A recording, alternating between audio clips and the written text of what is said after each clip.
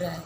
ब्रजभूषण को गिरफ्तारी नहीं हुई है और इतने लंबे संघर्ष के बाद उन्हीं पर एफआईआर की जाती है जो कार्यरत आंदोलन में है, लगातार न्याय की उम्मीद से सड़कों पे जंतर मंतर पे बैठे थे। लेकिन यही उल्टा कानून हमारे देश का अगर कहा जाए वो महिलाओं के साथ सम्मान के लिए नहीं है, वो महिलाओं के अपमान के लिए उन्हीं के ऊपर एफआईआर करता है। बड़ी बड़ी यूनिवर्सिटी में सफाई कर्मचारी होती हैं जो दलित महिलाएं काम करती हैं, उन दलित महिलाओं के साथ भी आए दिन ऐसी घटनाएं आती हैं। गांव देहातों में जो खेती और मजदूर होती हैं, खेतों में जमींदारों के अंडर में जो काम करती हैं, उन महिलाओं के साथ भी ऐसी वारदातें आए दिन होती रहती हैं। स्कूल की बच्चियाँ, इलाकों की बच्चियाँ, बस्तियों की बच्चियाँ, सीधा सीधा साफ नज़र आता है कि इस तरीके की बातों को बार बार कहने के लिए कमज़ोर जो सत्ता में सरकार है वो अपने पूरे ब्रजभूषण को बचाने के लिए इतनी पुलिस फोर्स लगा दी है। वो पुलिस फोर्स अगर सेफ्टी के लिए होती, आज भी आए दिन सड़कों पे उतरते हुए लड़कियों को कॉलेज जाते हुए, घर जाते हुए, फैक्ट्री जाते हुए, काम करते हुए हर जगह ये हैरेसमेंट होता है, शिकार होती है महिलाएं, वो कहाँ जाएंगी, किसको कहेंगी? बस उधर 4-5 दिन बस खबर आती है, एक दूसरी राजनीति तरीके से दूसरी पार्टी तीसरी पार्टी को कहती रहेगी, कभी इस पार्टी पे लांछन होगा, कभी उस पार्टी पे लांछन होगा। बस उन लड़की का वही वजूद रह जाता है कि 4 दिन अखबारों में आएगी, 4 दिन पार्टियों का मुद्दा बन जाएगा, उसके बाद उसको न्याय नहीं मिलता है। बस यहाँ का उद्देश्य क्या है? जहां ब्रजभूषण जेल में होना चाहिए, तमाम टालम टोली हो रही है प्रशासन की तरफ से भी। आप जहां कॉन्स्टिट्यूशन क्लब में पंचायत भी रख रही है, वहां पे भी रोका जा रहा है। तो कैसे देख रहे हैं आप इस महापंचायत को?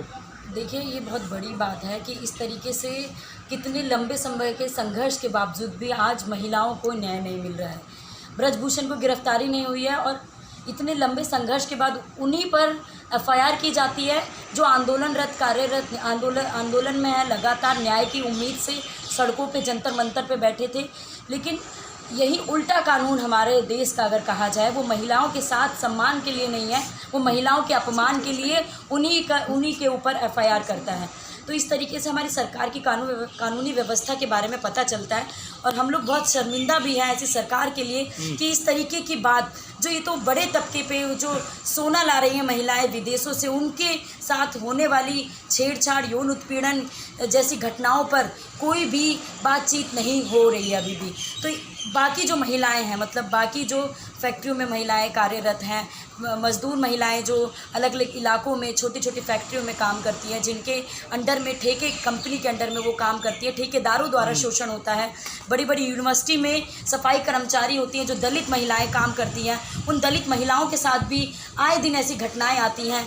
गांव देहातों में जो खेती और मजदूर होती हैं, खेतों में जमींदारों के अंडर में जो काम करती हैं, उन महिलाओं के साथ भी ऐसी वारदातें आए दिन होती रहती हैं। स्कूल की बच्चियाँ, इलाकों की बच्चियाँ, बस्तियों की बच्चियाँ, तमाम जो जगह पे महिलाएं रहती हैं वहाँ हर जगह पे महिलाएं अपने आप को शोषित महसूस करती हैं और उनके लिए अगर वो बोलती भी हैं तो उनके लिए क्या न्याय क्या मौजूद है? ये सरकार इतना न्याय को कठिन बना दी है कि आगे आने वाले दिनों पे भी अगर इस तरीके की दिक्कतें होती हैं तो महिलाएं आगे आए। तो एफआईआर के बाद भी क्या ये कानून कार्य कर रही है? एफआईआर के बाद भी अभी भी ब्रजभूषण खुले घूम रहा है यहाँ तमाम। पर अब तो ब्रजभूषण की जो पार्टी है, जो बीजेपी पार्टी है, उनमें तमाम महिला और पुरुष भी आ गए। वो कह रहे हैं कि महिला तो इतनी सुंदर नहीं है, हम तो तमाम सुंदर हैं। अगर ब्रजभूषण ऐसा की टिप्पणी देने वाली सरकार पे ही भद्दा मजाक है। इस तरीके से बोलने वाली सरकार जो है वो खुद नहीं समझ रही है कि महिलाएं किस तरीके से महसूस कर रही हैं। कितने दिनों से बैठी महिलाएं जंतर मंतर पे उनको घसीटा गया पुलिस द्वारा ही। इतनी पुलिस फोर्स बुला दी गई जब वो महापंचायत करने जा रहे थे 28 तारीख को। उस दिन इतनी पुलिस फोर्स बुला के उनको अलग अलग दिल्ली के अलग अलग कोने पे, एकदम बेहड़ जैसे इलाके में, एकदम कोने पे बॉर्डर के थानों में भेजा गया। ये दिखाता है कि इतनी फोर्स हमारे सरकार के पास है मौजूद, लेकिन वो किसके लिए है? लेकिन सवाल ये है हमारे को समझना पड़ेगा। सवाल ये है कि वो महिलाएं कौन है जो ये कह रही हैं कि हम अगर ब्रजभूषण सिंह कहते तो मैं तैयार थी। देखिए, ये जो इस तरीके से टिप्पणियां की जा रही है ये सीधा सीधा साफ नज़र आता है कि इस तरीके की बातों को बार बार कहने के लिए कमज़ोर जो सत्ता में सरकार है वो अपने पूरे ब्रजभूषण को बचाने के लिए इतनी पुलिस फोर्स लगा दी है। वो पुलिस फोर्स अगर सेफ्टी के लिए होती, आज भी आए दिन सड़कों पे उतरते हुए लड़कियों को कॉलेज जाते हुए, घर जाते हुए, फैक्ट्री जाते हुए, काम करते हुए हर जगह ये हैरेसमेंट होता है, शिकार होती है महिलाएं, वो कहाँ जाएंगी, किसको कहेंगी? बार बार, क्योंकि इतना कठिन बना दिया है ये। आज के दौर में हम देखेंगे कानून हमारे लिए इतना कठिन कर दिया गया है कि कोई भी महिला अगर ऐसा महसूस करती हैं तो उनके लिए क्या वो स्वतंत्र रूप से कानून तो कह मैडम सकती ठीक है, पर इम्प्लीमेंट नहीं होता ना।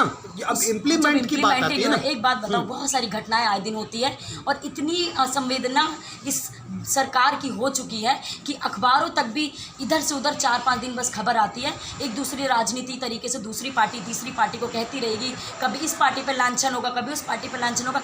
बस उन लड़की का वही वजूद रह जाता है कि 4 दिन अखबारों में आएगी, 4 दिन पार्टियों का मुद्दा बन जाएगा, उसके बाद उसको न्याय नहीं मिलता है। बस यहाँ तक कि लड़कियों की मौजूदगी दिखाते हैं सरकार कि न्याय क्या उसको मिलता है। हर जगह किसी भी केस का देख लीजिए, कोई बड़े कांड से कांड हो जाता है। अगर अलग अलग अभी भी कितने दिन आए दिन हम यहाँ बात करते, मौजूद होते हुए भी कितनी लड़कियों के साथ ऐसी हरेसमेंट की घटना हो चुकी होगी।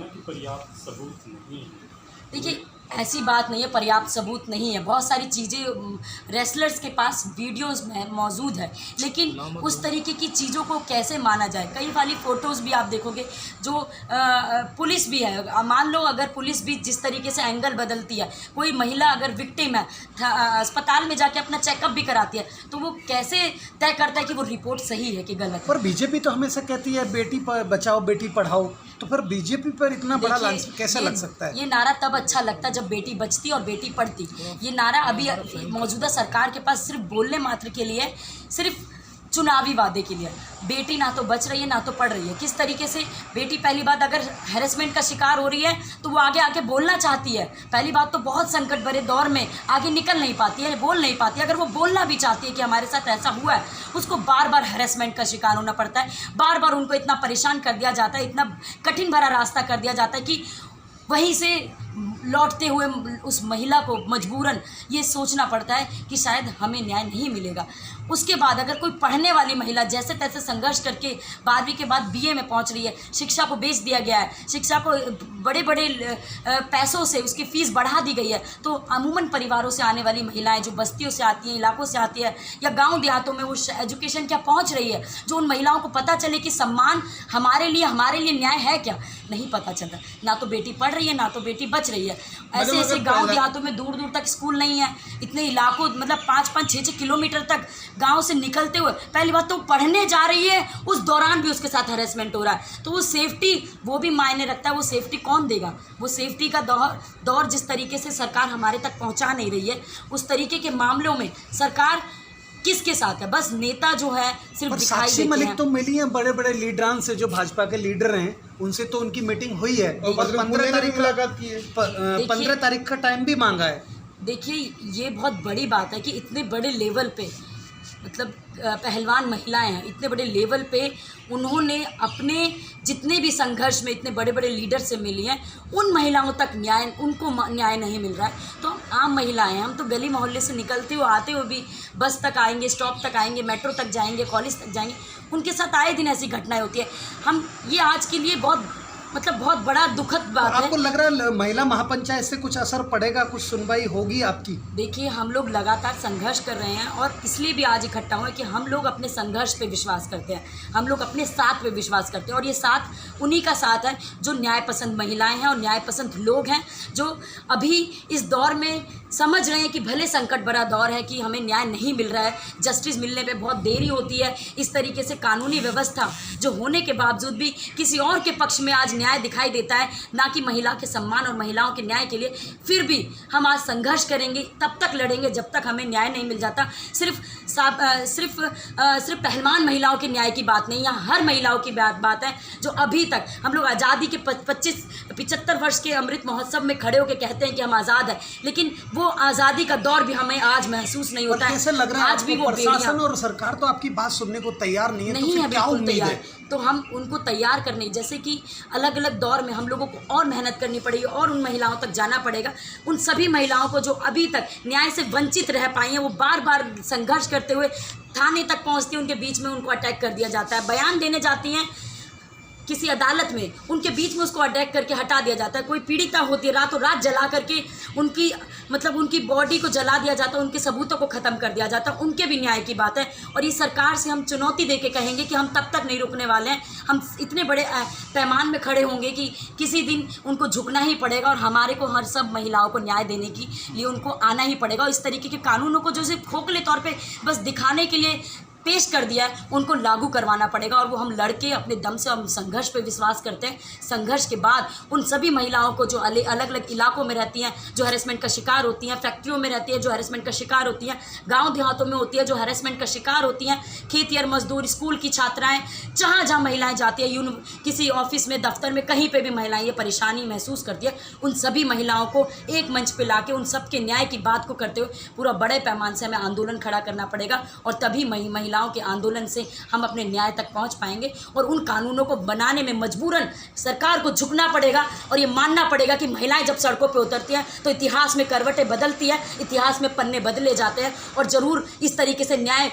शामिल होगा। इस तरीके से जो बार बार परेशान कर दिया जाता है एक महिला को पूरी ज़िंदगी, साक्षी मलिक और विनेश फोगाट की बात की जाए, उन्होंने पूरी ज़िंदगी अपनी दाव पे लगा दिया है। मेडल तक बहाने के लिए वो सोच लिए पहुंच गए, गंगा के पास पहुंचने मेडल तक। उनसे पूछो, उनकी पीड़ा को जानिए कि किस तरीके से अपने दम पर उन्होंने जो जीता, हासिल किया, जो कमाया पूरा श्रम करके, उसको मतलब एक तरीके से न्याय के लिए उन्होंने वो सब भी अपनी ज़िंदगी पे दाव लगा दिया। तो मैडम कहा है ना कि अगर मेरे पर दोष साबित हुआ तो मैं अपने आप को गोली मार लूंगा या तमाम तरह की, जिस तरीके से ये कहा जाता है और ये सरकार जिस तरीके से कहती है, अगर इस तरीके से कठिनाई है तो ब्रजभूषण तो खुले तौर पर उसको तो पहले से शय दी जा रही है। शुरुआती दौर में जंतर मंतर पे प्रोटेस्ट करने के लिए पहलवान बैठी थी, महिला पहलवान बैठी थी, दूसरे चौथे दिन ही उनको अटैक किया जा रहा था। वहाँ से ज़्यादा दूरी पे ब्रजभूषण का घर नहीं है।